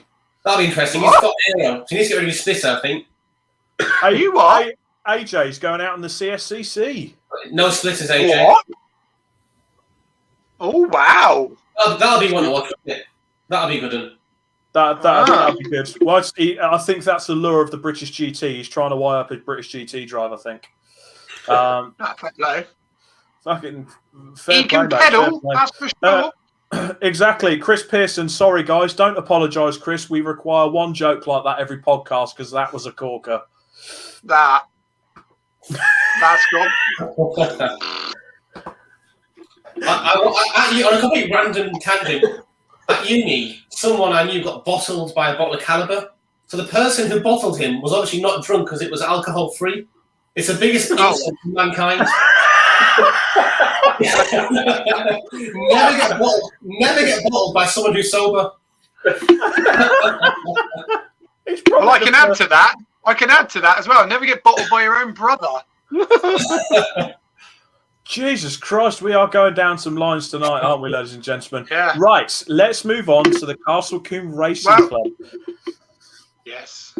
Yes, okay, we'll move on to that, Nicholas. We're on to the May Day Madness at Castle Combe. They had an average grid size of 23. Our friend of the show, Chris Dawes, was commentating on that. Of course, that's his home circuit, Castle Combe. Average grid size of 23. The highest was 41. That was the MX-5s. And we've got a picture that we will show first, I think. Race 2 was quite eventful. Let's have a look.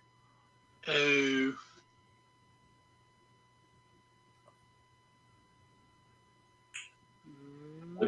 Maybe not. Maybe not. No. No? Okay. Actually, before that then, let's play the video of the May Day Madness montage.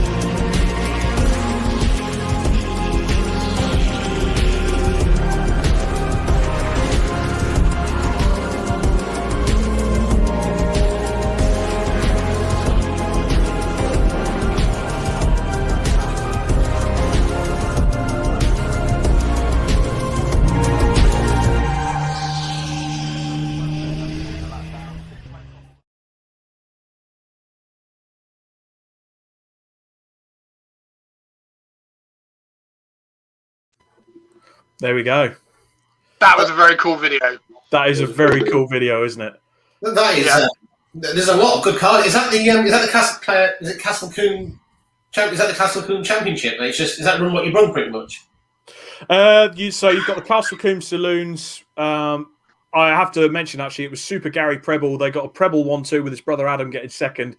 Gary got the saloon record there with a 1 minute 10.7. That's phenomenal at Coombe, considering it's got chicanes. That K-swapped Civic he's got is something else. Oh, yeah, fantastic. That's out in Castle Coombe Hot Hatch as well. So they've got Castle Coombe Saloons, Hot Hatch, GTs, Formula Fords, and they were guesting with the Mazda MX-5s and the BMWs were back there from the 750 Motor Club. Hopefully, we have got a photo, which is the action in race 2 with the Mazdas. We'll try again. We can just get the photo up. Oh. There we go. It all went a bit wrong, I think. Oh, no. There's a little oopsie in there somewhere. A little oopsie. Which bandits are sending on the first corner?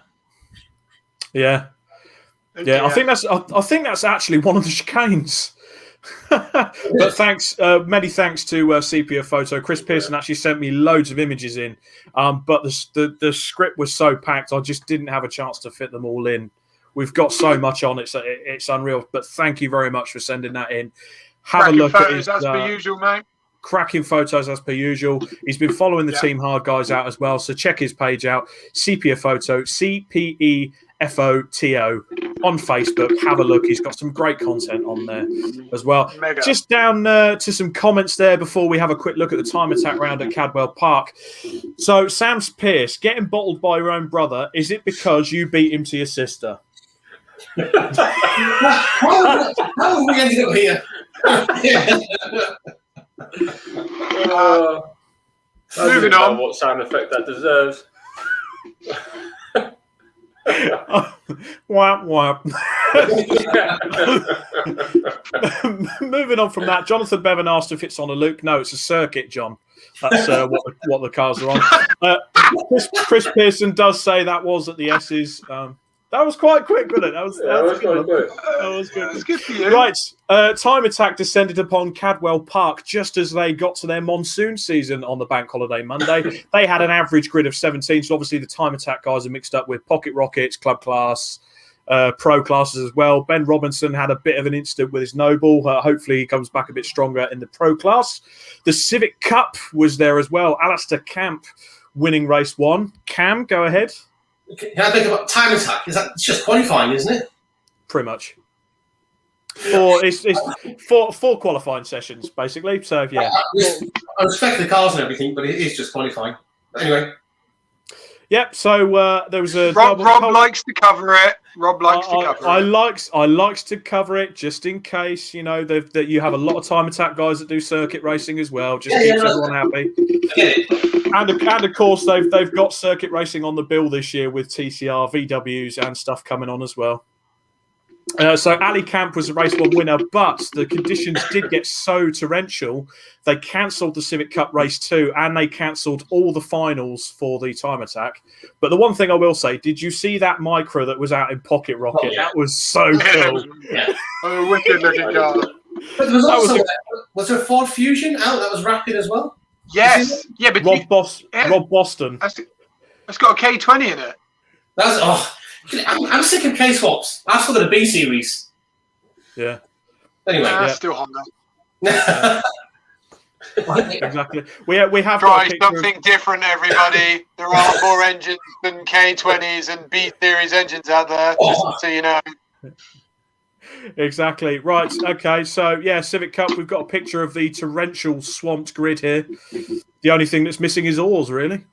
A shout out to David. Was it David Bookie? He built one of those cars for hire. He got crashed in the practice.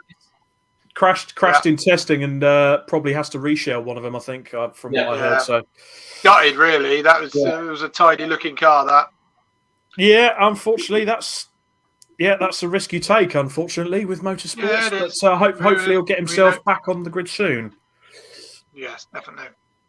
Right, now to the second Brands Hatch GP meeting, and you'll have something to do with this as well, won't you, Cam? They had an average grid of 29. Where has he not been? Well, yeah, exactly. their highest was 41. 5 of the grids were above or at the average of 29. Again, fantastic numbers, brilliant numbers.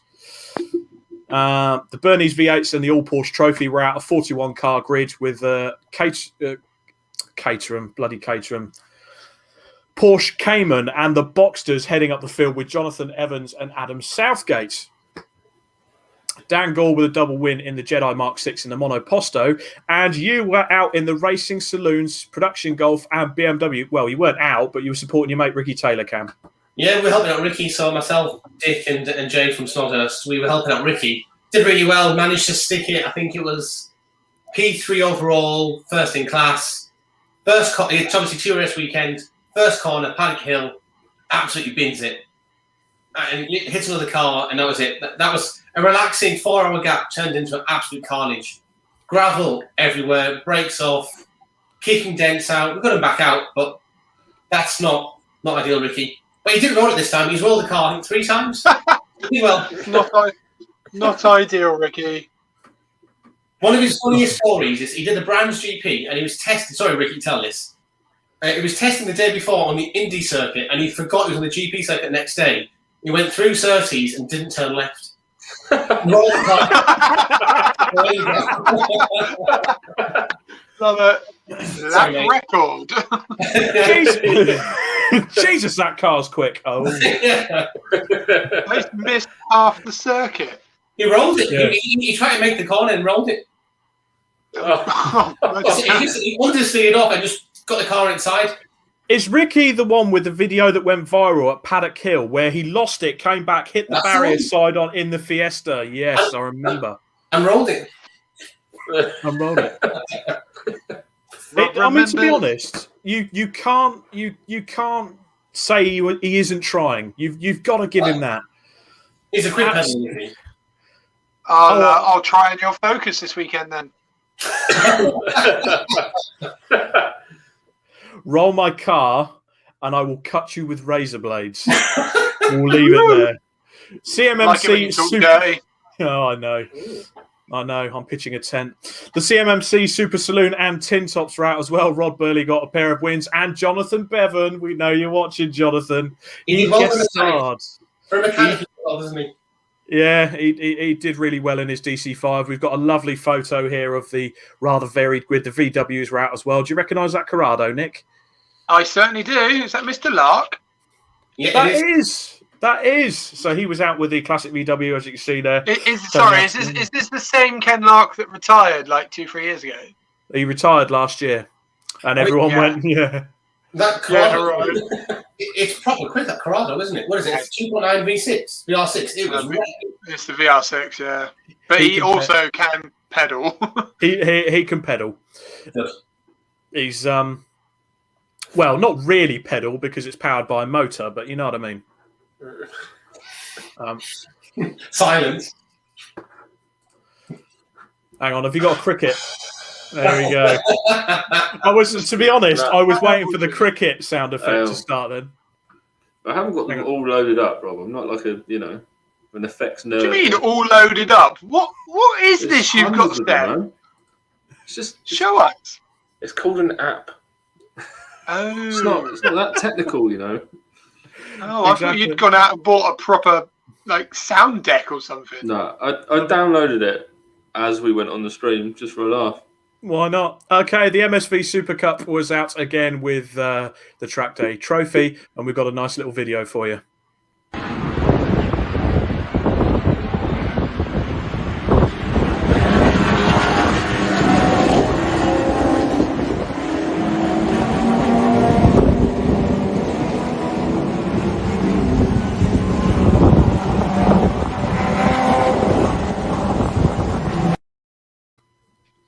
Look at that.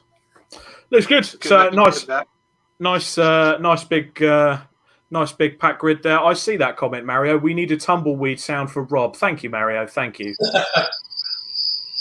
He's done it. He's got the cricket sound. Did I have a tumbleweed? Let me have a look. Steph, the joke happened 5-10 minutes ago. I've just found it. It's not going to work if you do a sound effect 5 minutes after. All I'm doing at the moment is looking at... Rob has to retell the joke for the podcast when it's on demand. Yeah. I'm prepared for next time now. Yeah, exactly. Patrick Seal, wasn't that Super Cup not TDT? Well, it was both, wasn't it, Patrick? It was both. Don't tell me how to do the show. It was Super Cup. And you got another trophy, didn't you? So again, round of applause. They got another podium. And Nick didn't applaud you this time. He obviously, yeah. I just did. Wait a minute. Hey, there we go. Well done. Well done, Patrick. Fantastic, mate. Fantastic. Right, yeah, a few of the other championships on as well. Dawn Boyd was out in the production GTI championship as well. Some good-looking grids there. We should just point out, by the way, guys, this is only a 3-week roundup of racing. Yeah. And this is mad. Yeah, this is absolutely... Put it this way. The script, like I said earlier, the script was 24 pages long. This is only a 13-page script now because I cut a lot of it out. What page are we on now? What page are we on now? 10. We're on page... It's okay. We're getting through it. Isn't it brilliant to see, though? Isn't it brilliant to see? Motorsport needs this kind of, strong grids, good coverage. It's just brilliant to see what you guys are doing as well. Thanks, well done. Thanks, Cam. Sound effects.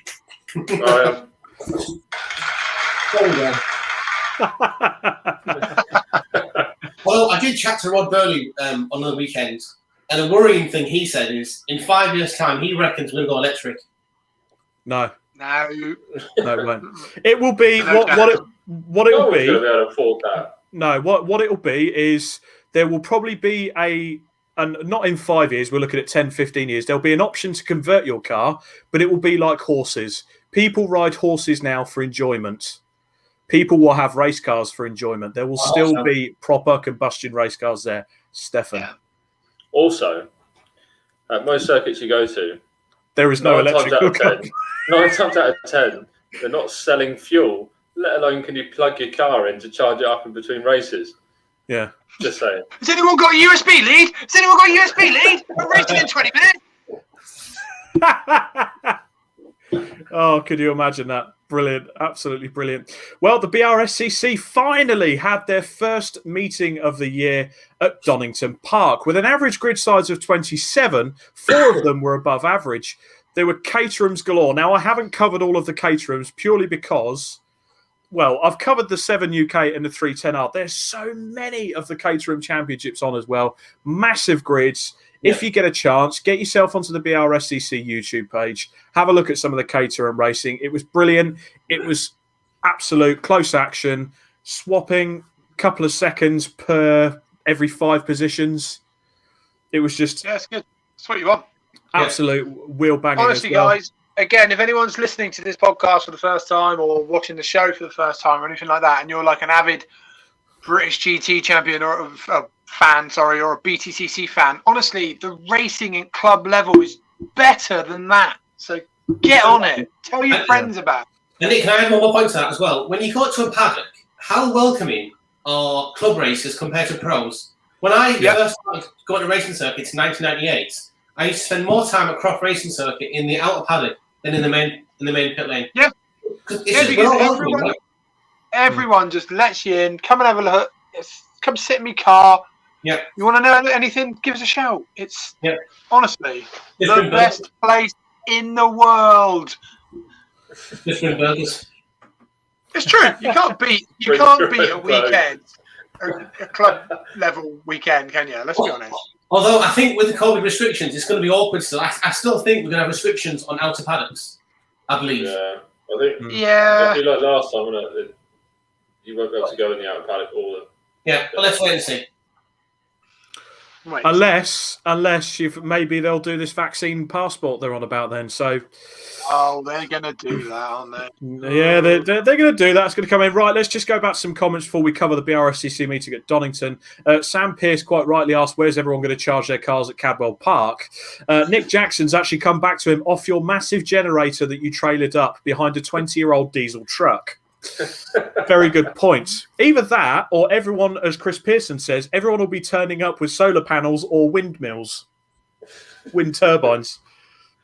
Silverstone's going to look like a fucking wind farm. Even I'm not getting into it. No. Can we just stop entertaining this idea because this is bullshit? It's not going to work even on the road. No. Jonathan, right of reply. Jonathan Bevan has said he didn't say that. He said club racing finished in 5 years, probably because he will be retired. Club racing will be retired. Will never be retired. There'll always be someone wanting to have a race somewhere. Yeah. Yeah, there'll be a wheelbarrow racing championship or something going on. Anyway, if you do get a chance to catch, if you are looking to race any wheelbarrows and you need someone to step in, then I like how you started off, Nick, sort of really quick down to wheelbarrows. Yeah. Look, it's getting desperate. I'll race anything. I was going to say he's racing my car. That's desperate. Anyway, I'll give you my city. Not at all, Rob. Don't put yourself down, mate. That Focus of yours is mega. To be honest, I was having a bit of banter before because I knew Steph was just teeing that up. I could see the look on his face. Don't worry, mate. We're gonna beat him again this weekend. Nick, what we'll do is we'll film it. We'll get you on my Civic for a test session. Yes. Get it. I need to start saying I need to drive race cars. Cam, have you got a sunroof, mate? Does the seat go laugh. blank? How tall are you? 6'5". He's going to be like that. His knees up to the front. Just you joke. I have actually got a photo of me with my old red Civic. You heard that right. I used to own a Civic. You're a Honda owner. I used to be. It was a 1.5 auto. It was the biggest piece of shit I've ever owned. But my head was stuck out the ceiling. I'll find the picture somewhere. I'm pretty certain Swanhurst Racing are absolutely crapping themselves because I've just said Nick's got my car. Right. Best thing is, you said that on a live show at 1 hour 43 minutes, so I will be able to refer back to it. Can we edit that out, Rob? Can you just jump from... Yeah, well, anyway, moving on really quickly. So Rory Smith and Alex Walker shared the wins in the National Formula 4 Championship. A smaller field than usual, but that didn't stop the brilliant racing taking place, as I love Formula 4s, as you guys know. Still, get yourself on the bit. I was very impressed with the BRSCC live stream. So, if you can, get yourself onto the stream as well. And a series close to my heart, the Modified Ford Series had their second round. They were live on the live stream with the RS200 winning race one. Second round in 3 weeks. This is mega. In 3 weeks, Dave Cockhill returned from his race one retirement while in the lead to win race two. And here's a snippet of that awesome field. I think. Oh no, that might be the video that we don't have. I hope. We don't have it. No worries, Elaine. No worries. It's all right. I forgot. I thought it was a KO video we didn't have. Don't worry. I'll move on from that. So we'll move on. So we could have played the KO video. We could have played the KO video, but we're not going to play it because we're moving on to the City Car Cup that had a bumper grid for their first standalone season with Nick Grinrod dominating both races. Here's a shot of the grid. That's a lot of dishwashers. They can enter the CMCCS, can't they now? They've got a T4 category, I think. I believe. Yes. Yep, the CMMC guys. Oh no, Nick's gone. He's back. Is he gone? Or is he back? Nick is gone. Oh, he's back. Okay. Anyway, so yeah, they're eligible for the CMMC as well. I would say it was good to watch the live stream, but the problem was you heard "and they're off" from a standing start, and you were watching them come towards Redgate, and it was like.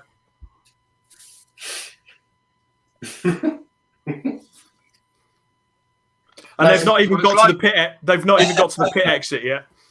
Exactly what it's like with these 1 litre endurance series. Except those sprint races. Oh, what? Okay. They were 20-minute sprint races, Nick.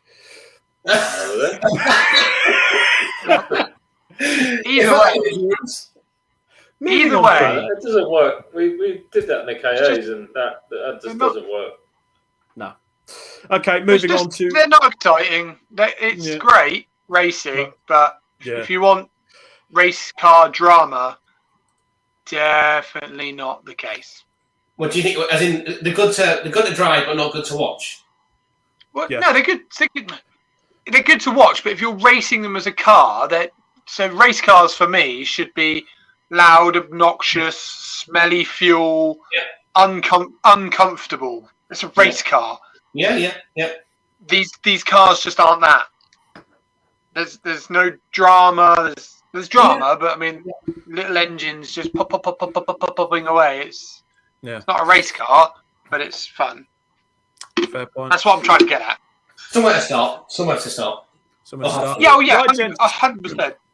Right, gents, we've actually gone to our final meeting that we're covering this week. We've got there. Oh, hey. So we've got to the Bark Series at Snetterton. They had an average grid of 26. This is the Brit Car meeting we were on about earlier with the endurance round with the unfortunate pit stop. The Brit Car Trophy was out again, second meeting in 3 weeks, as you said earlier. The top three overall in trophy in both races was the number 10 BMW 1 Series of Simon Baker and Ollie Rubin over the SVG Motorsport Ginetta of Mark Lee. And Kester Cook took out a pair of thirds in his lovely little Fiesta. You've been out in that, haven't you, Steph? It's a brilliant bit of kit. Yes, I have. Yes, it is. I think Steph probably still has the boner now. I still watch the video back every night as I go to sleep. With some lotion. Anyway, the Hyundais were out as well in their forces in absolute heavy conditions, and my Kevin decided to go drifting, yo!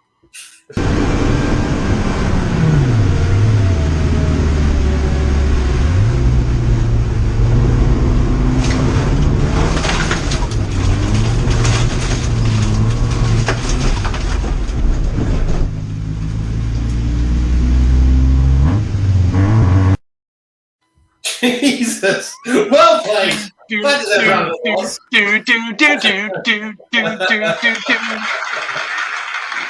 we go.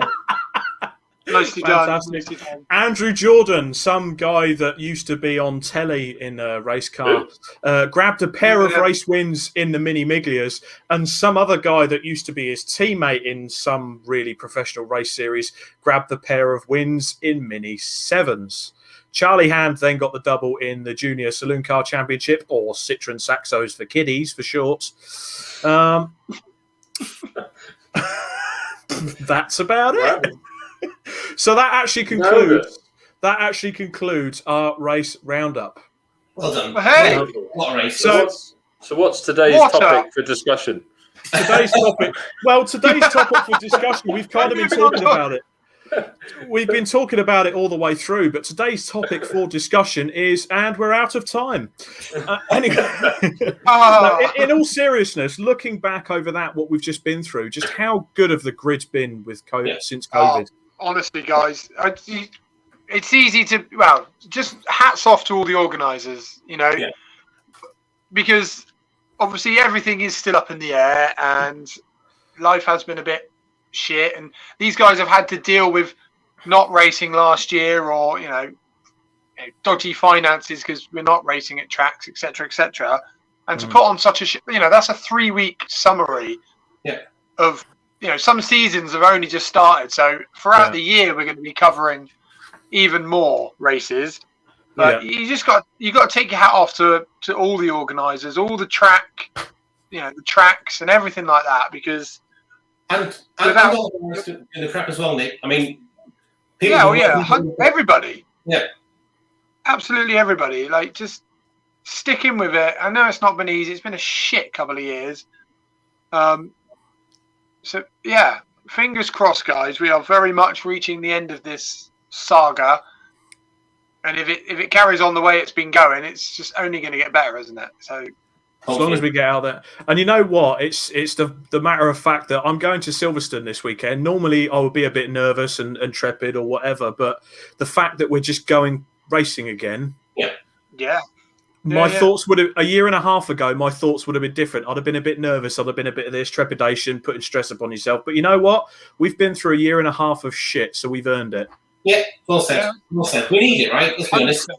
We need it. Motor racing, for a lot of us, is our escapism, isn't it? It gets you out of all the shit, in a good place, go racing. Absolutely. Exactly.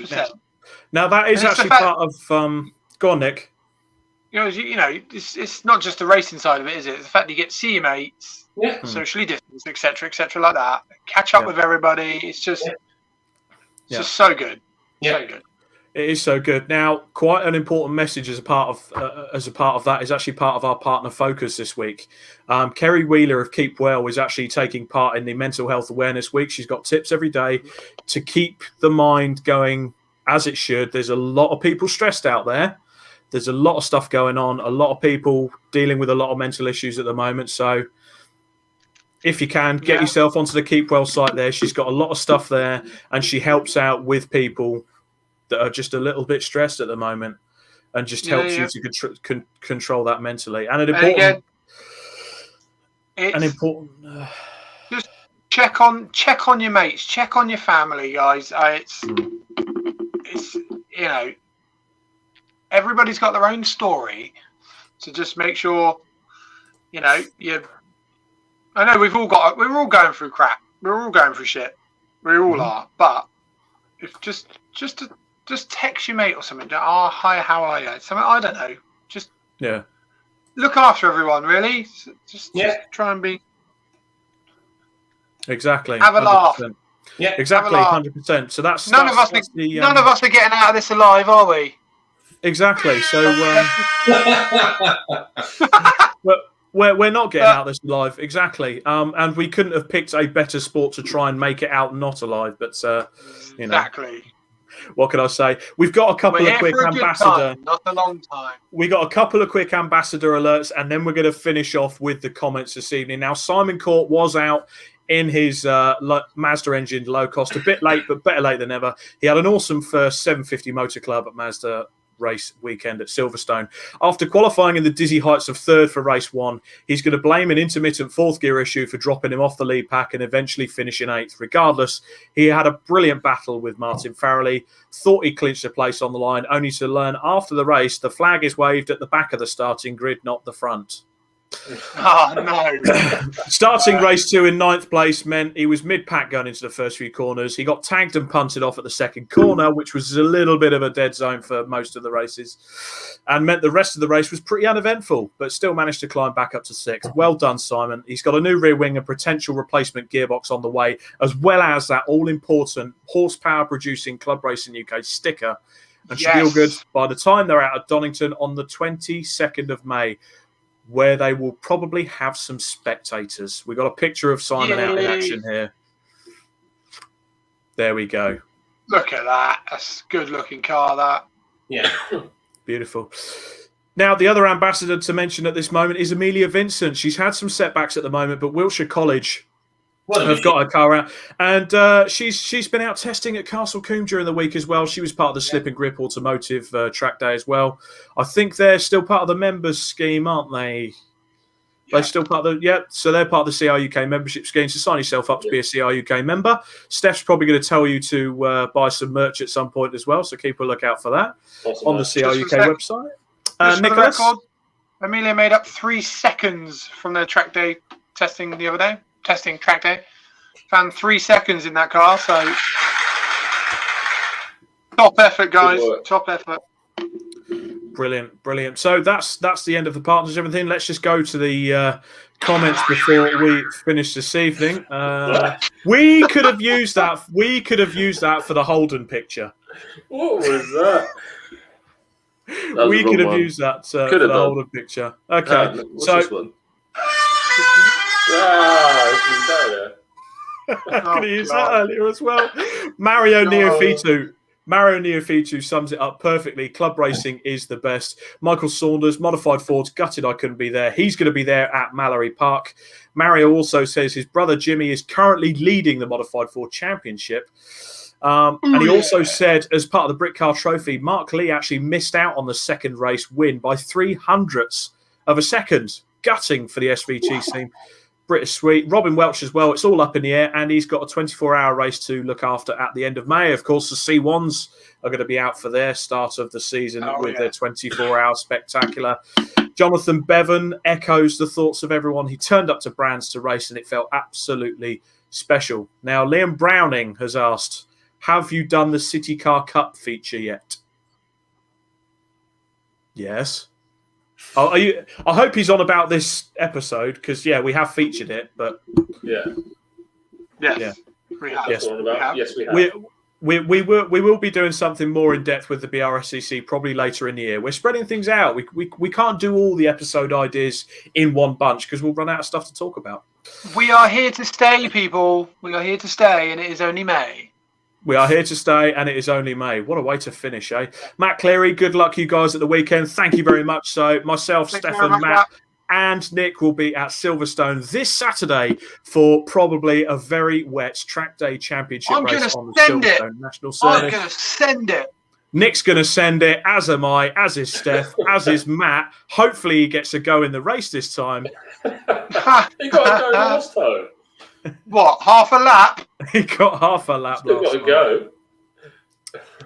Well, it's more than you got the last time we were at Donington, wasn't it? Liam, yes, we did cover it, mate. We covered the size of the grid. We covered the overall winner, Nick Grinwad. If you didn't get a mention, mate, I know, Liam, you got yourself a pair of class wins, so well done, mate. And we will be featuring the City Car Cup, I'm sure, more heavily later in the year.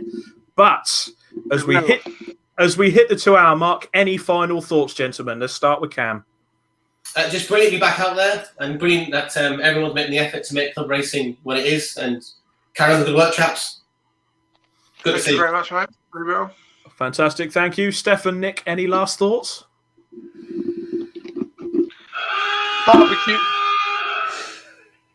Barbecue sauce definitely belongs on pizzas. There we go. There we go. What a controversial way to end the Club Racing UK podcast for this evening. It's good to be back after a 3-week break.